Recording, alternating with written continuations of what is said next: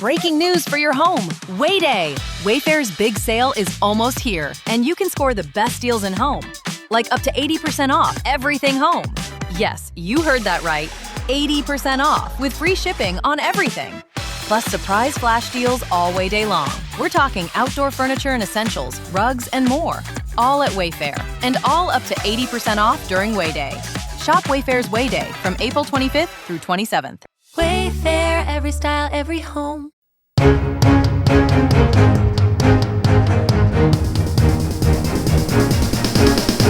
This is the Washington Times front page for Monday, April 20th, 2026. Thanks for starting your week with us. I'm George Gerbo.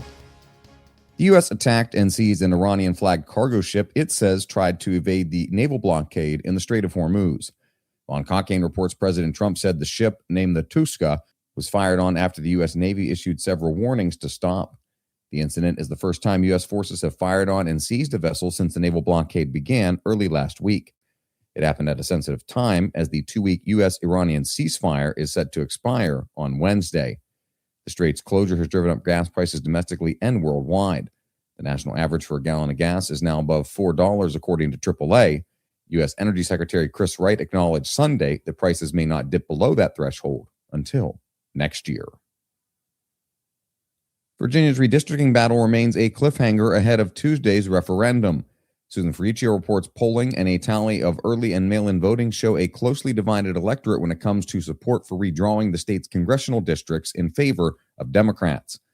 Turnout in districts with more registered Republicans reached 565,000 votes as of Thursday, more than the 534,000 in Democratic-leaning districts. Both parties have poured tens of millions of dollars into advertising before the special election, but Democrats have far outspent Republicans as they seek voter approval to carve out additional seats that could help their party win back control of the House in the November midterm elections. Analytics firm Ad Impact said the $70.1 million in ad spending makes the referendum the third most expensive non-presidential contest in Virginia history. President Trump has pulled back on his habit of taking questions in press scrums as the war in Iran rages and the price of gas has crossed the $4 threshold.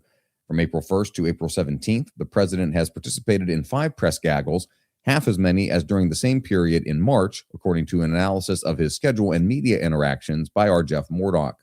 In February, Trump held 9 press gaggles in just the first 17 days of the month, an average of about 1 every other day. The number of closed press events this month has also drawn attention. Last week, meetings with Agriculture Secretary Brooke Rollins and NATO Secretary General Mark Rutte, a reception for the America 250 Committee, and a Passover greeting with Jewish leaders were among events that were entirely closed to the press. Pennsylvania Governor Josh Shapiro has used sports as a way to connect and establish authenticity across party lines and even across franchise lines. Seth MacLachlan reports Shapiro leaned into that persona last week in an appearance on the Pat McAfee Show alongside Ultimate Fighting Championship president and CEO Dana White, an outspoken Trump supporter. The duo announced a UFC championship card will return to Philadelphia for the first time in 15 years. The announcement came just before this week's NFL draft in Pittsburgh, which Shapiro will attend. Shapiro is considered a top-tier contender for the Democratic presidential nomination. His appeal is based in part on his ability to be elected in a state that Donald Trump won in 2016 and 2024. In the shorter term, he's currently the heavy favorite to serve a second term as governor in a race against Republican State Treasurer Stacey Garrity.